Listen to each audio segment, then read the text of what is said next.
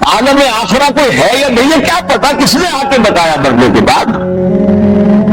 زیادہ اس بحث میں نہ پڑھو، یہ عالم دنیا تو ہے نا، اس ویری مچ پریزنٹ، زیادہ ساری توجہ اس پر سر کرو۔ تو خدا کے مقابلے میں کائنات پر توجہ، روح کے مقابلے میں مادے اور جسم پر توجہ،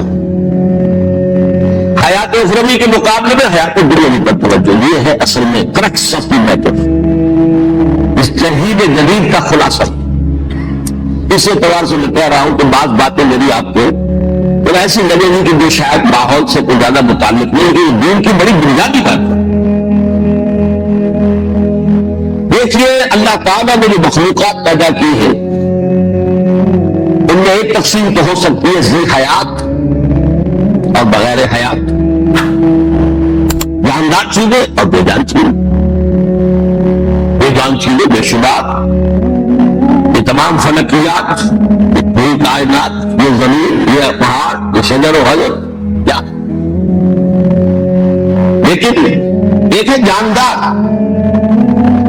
ان جانداروں میں ایک تقسیم ہے،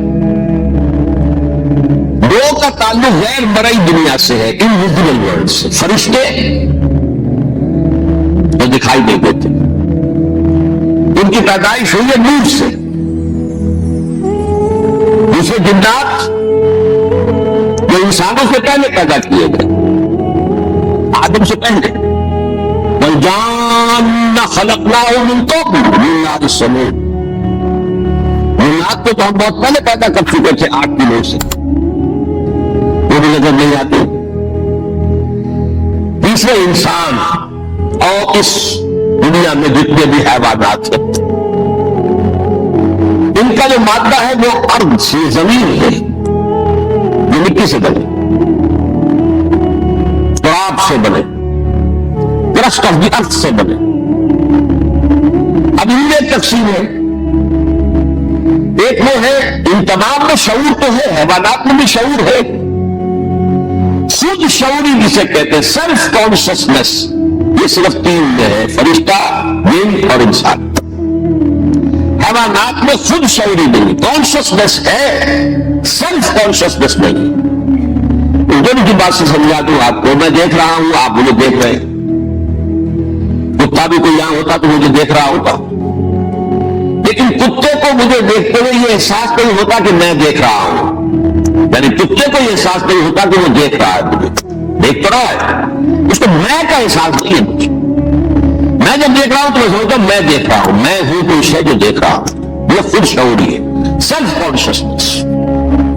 کسی بھی کام کو کرتے ہوئے اپنے وجود کا احساس، میرا فیصلہ ہے، میری رائے ہے، یہ ہے در حقیقت سیلف کانشسنس، انا، سیلف، خودی۔ یہ حیوانات میں نہیں ہے، یہ ہے صرف ملائکہ، جنات اور انسان۔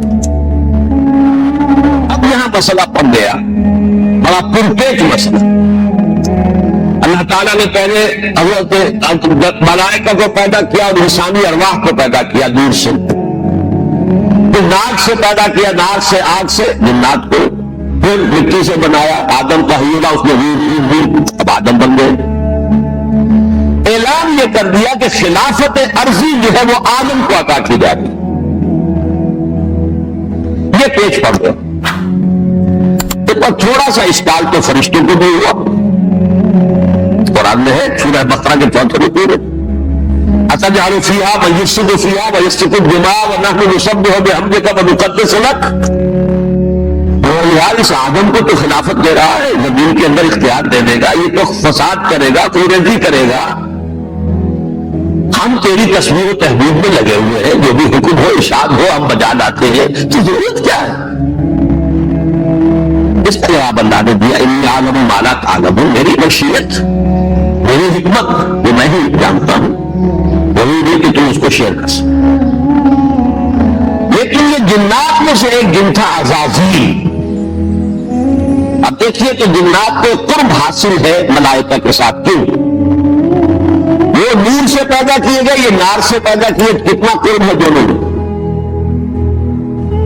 انسان پیدا کیا گیا مٹی سے، مٹی انرٹ ہے، آگ بھڑکتی ہے، اوپر اٹھتی ہے، شعلہ زن ہوتی ہے، انرجی ہے اس میں. نور اور نار میں بڑا فرق ہے.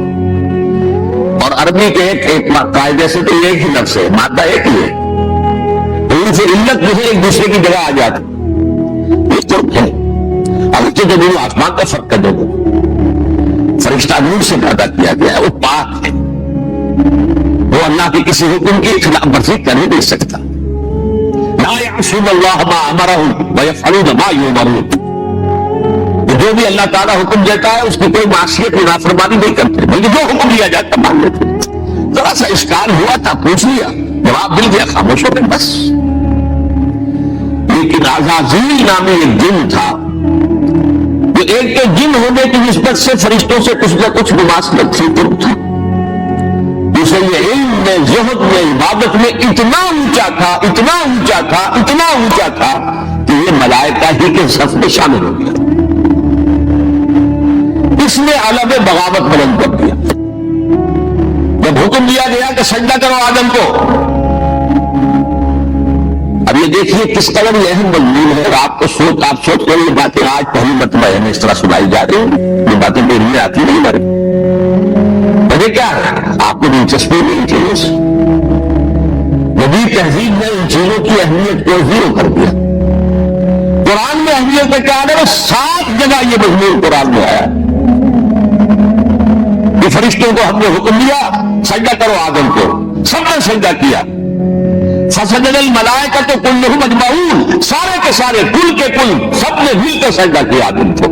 اللہ کے حکم سے فوراً تعبیر کر دی. الا ابلیس ابا واستکبر وکان من الکافرین.